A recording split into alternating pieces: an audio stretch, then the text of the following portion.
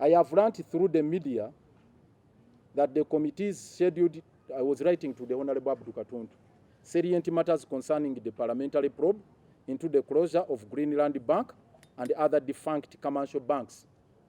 I have learned through the media that the committee is scheduled to wind up the probe into controversies surrounding the closure of commercial banks this week. As a practicing advocate who has been handling the late Dr. Sulaiman Chigundu's matters since the closure of Greenland Bank in 1999, I would like to draw the attention of the committee onto some salient matters that I believe merit thorough investigation. It's on record that Dr. Chigundu was arraigned on a litany of charges relating to management and administration of the defunct bank. It's also an undisputed fact that by the time he died, court had not pronounced itself on any of those charges, largely on account of certain machinations engineered by the government. As his counsel, myself, close confidant, I was a close confidant of Dr. Chigundu. I can authoritatively attest to the fact that he died a very disconsolate and frustrated man, having failed to attain justice from all government and state institutions that handled the Greenland saga. It would therefore be grossly unjust and irregular for COSASE to wrap up the said investigations without listening to the testimonies of his legal representatives or any other person who is seized with the capacity to testify in that behalf. It is on that premise that I have deemed it absolutely necessary to place before you an 11-page dossier detailing the circumstances and events leading to the demise of Greenland Bank. This dossier was entrusted to me by Dr. Sulaiman Chigundu in 1999, and it's on my file.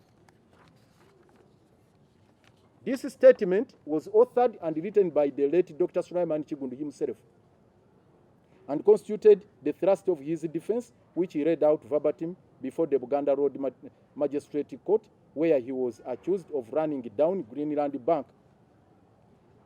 Related to the foregoing is the quite revealing Deloitte and Touche financial statement, investigation and audit report commissioned by the Governor, Bank of Uganda, on 6th April 1999 and released in July 1999. If you want this report, I have it here.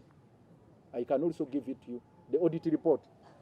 Now, what is in that report? The synopsis of the findings in the aforesaid report clearly indicate that Greenland Bank could have been resuscitated if Bank of Uganda had endeavored to recover and refunded to Greenland Bank US $10.5 million, which had been paid to government as part of the 17 billion loan secured by Westmont for purchase of Uganda Commercial Bank. To date, the whereabouts of this money remains a mystery.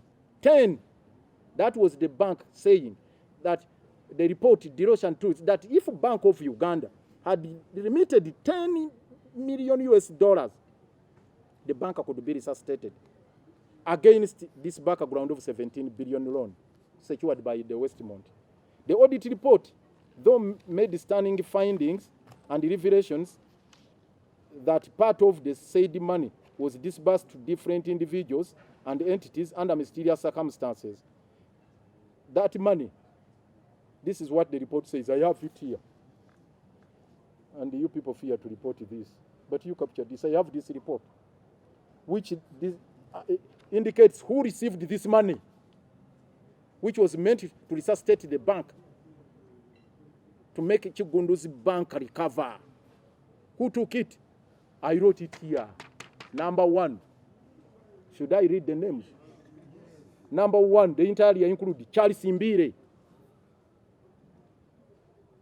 Vijan PK Amandan, Caleb International. Do you know Caleb International? Or you don't know? I indicated here. Caleb International, owned by General Salim Saleh, Jovia Saleh Akandanaho, Kureni Bank, etc. The report, I have it. New Vision, do you need a copy? I therefore humbly invite and beseech you, Mr. Chairman, the Honorable Abdu Katuntu and the Honorable members, to be pleased to entertain this piece of evidence and proceed to interrogate all the pertinent issues and matters raised herein in the best interest of justice to not only Dr. Sulaiman Chigundu but the entire country. This will inevitably warrant summoning all the individuals mentioned in the said document. This document I'm talking about, who are those people mentioned? General Yoweri Kaguta Museveni number emu, General Salim Saleh number 2, Lieutenant General Muhoozi Kainerugaba number 3, Charles Imbire number 4, Honorable Matthew Kaire, Directors of Westmont, Onanjogesa Achinda Dekachi. Signed Lukwago Erias, and I own up this document. These details are here. The role played by Muhoozi Kainerugaba in the collapse of Greenland Bank. The role played by Generals. I presented this before the Honorable Katuntu in 2019. Myself, I went there. You ask Honorable Katuntu. This is what I'm telling you. We are going to Parliament, where I put this very record. You wait. The cartels will be mentioned there. You get the point? Yes? This is what I'm telling you. This is a matter, I've told you, a precedent. I just wanted to bring this as a precedent. What day your copy, Jim? This is for you. I'll get one for New Vision. That one, I'll show you one thing. I'll tell you why it is related to this. Everything starts at this stage.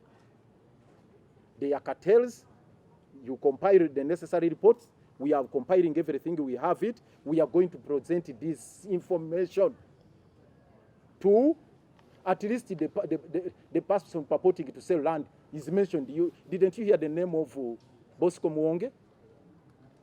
The one who is purporting to sell the land? So the rest we are bringing the list there. You wait.